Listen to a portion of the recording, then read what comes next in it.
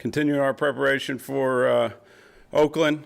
Won't take up much time. I know you probably have a bunch of questions, but it's good. Guys are excited to be in here today. We got a nice football practice day out there with the temperature and everything. So I know the guys are excited to be back at it. We got a big day today.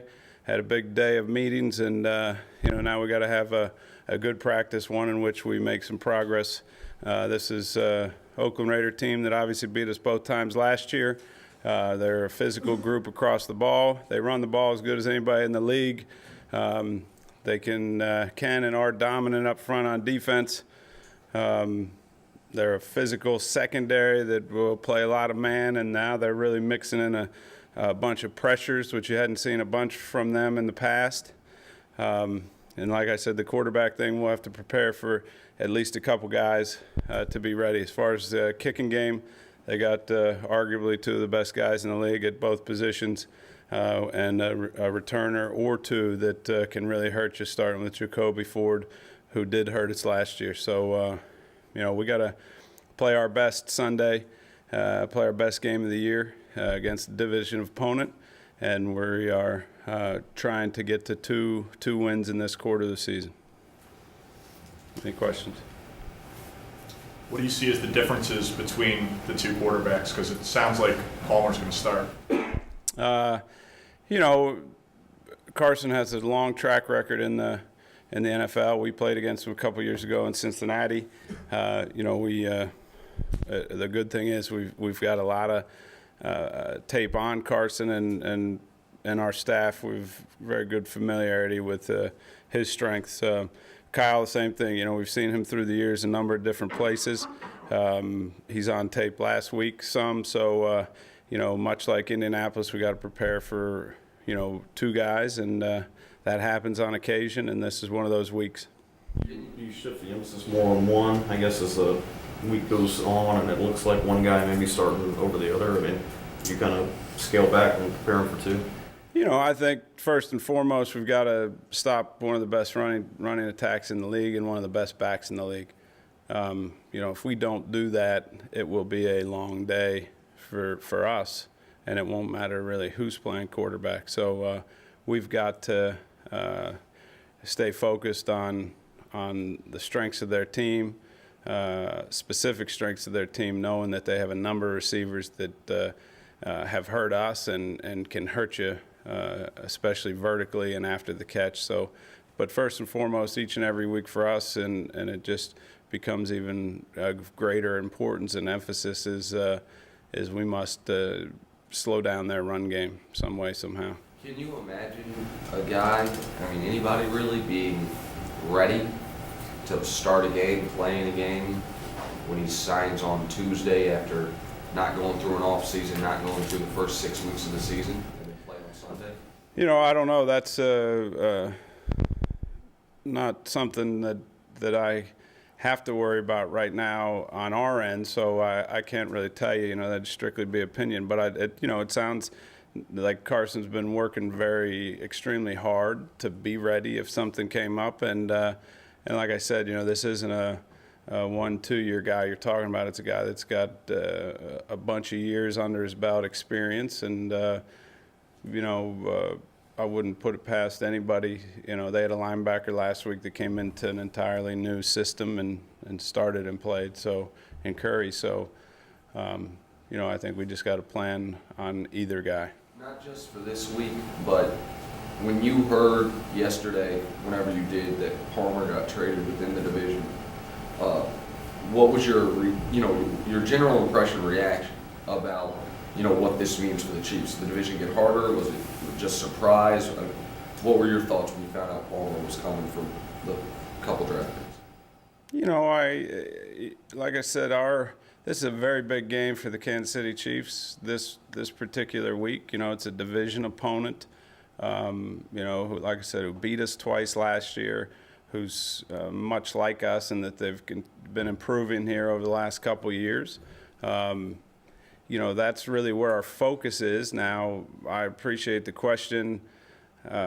I'd say surprise as much as anything else. But, they had a heck of a quarterback in Jason Campbell, too, that was doing nothing but getting better, in my opinion. So, they got a lot of talented players in a bunch of positions, and they're going to be a team to reckon with one way or another, I would feel. You're talking about their running game. What's your general assessment of how your run defense played through those first 5 games?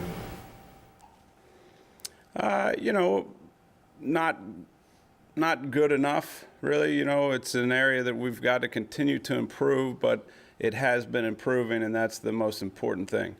I said after the Minnesota game, who I think's, shown a bunch of weeks that they can really run the football, that, we had done a pretty good job in that game had we been able to, stop some of those reverses. This team is another team that likes to hand the ball off to receivers, and they can really run with it. So, we got to continue to do some work on that as a run defense. But in general, we've been making progress, and that's the key. And I think that's why we've seen our team continue to improve. And, it has to happen again this week. I know last year, it's a different team, but in that last game of the season, regular season last year, they came in here and shoved it down your throats. I mean, they overpowered you guys at the line of scrimmage. Are they just a tough matchup for you guys? Well, they were in that last game for sure. I thought in the game out there, we did some things to move the ball, throwing and running. We did some things to hurt ourselves, but in that last game, the last game that we all played, they were clearly much better than us on that day. And I know again our guys are really focused on trying to continue to do the things that we've been doing here over the last 3 weeks to make progress. And we don't want to go backwards at all. We need to keep getting a little better each and every week. You, just in general, if a quarterback is in this situation, you played Todd Bauman last year in this situation, if he's just coming up, do you approach that different defensively? Might you try to pressure him more, or just because that person does not have a lot of reps? Well, I think you got to take a lot of things into account. I don't think that I'd give much of that up as much as I could help it. But, we're just, and I know I'm saying the same thing, but really we've got to continue to get better. We have a very formidable opponent that, like Bob said, took care of us a couple times last year, and they're not going to be any easier to deal with for any reason this week that I can see. So we need to play our best game of this year and to be competitive and have a chance to win, and we need to do some of those things that we've been doing in the last few weeks to be better. Coach, it's difficult to evaluate a defensive line play. How is Spencer Jackson performing this year? Well, I think, when I say when I say the run defense is improving, a lot of times in a 3-4, you're going to be talking about those three guys, and you're not going to hear much about them in our defense. But I think the entire group has been making very good progress. I think Kelly Gregg is quietly playing pretty good here the last 3 weeks. I think Tyson is clearly playing better each week. He's making progress. And Glenn Dorsey is playing better each week. And I think even, and the guys rotating in there are all making progress. And, I think I know that has to continue across the board. And we're seeing some forward movement. We got to continue. And this week will be a great challenge for the entire defense. Tyson specifically, is there a very large difference between now and when he was a rookie? Can you really see a tremendous progression? Yeah, I mean, obviously, that's very clear. I thought that early last year specifically, in the first game of the year, that Tyson was playing really good when he got injured and then subsequently missed a few weeks. And as the year went on, he started to kind of get back into it, but that, set him back a little bit. But I've seen him do nothing but now continue to make progress, and and I'm excited about the way that he's fitting within our scheme, along with the other guys that I mentioned. And and really, again, in our defense, it takes all 11, in the run game and the pass game. You mentioned you're talking about both offense and the run defense, that last 3 games you see improvement, you see advancement. Would you say the same thing about your pass defense? I would say it. I would say in general our defense has continued to make progress. We gave up too many big plays in the last game, and that's something that we're always working on and have to continue to limit. But that's not to say that there won't be big plays made. We just have to limit those plays in both the run and the pass.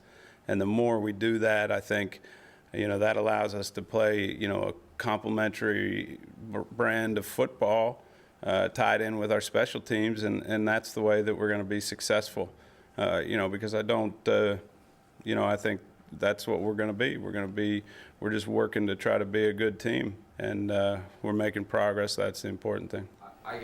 Sorry, I should have been here Monday to do this, but I was on the air.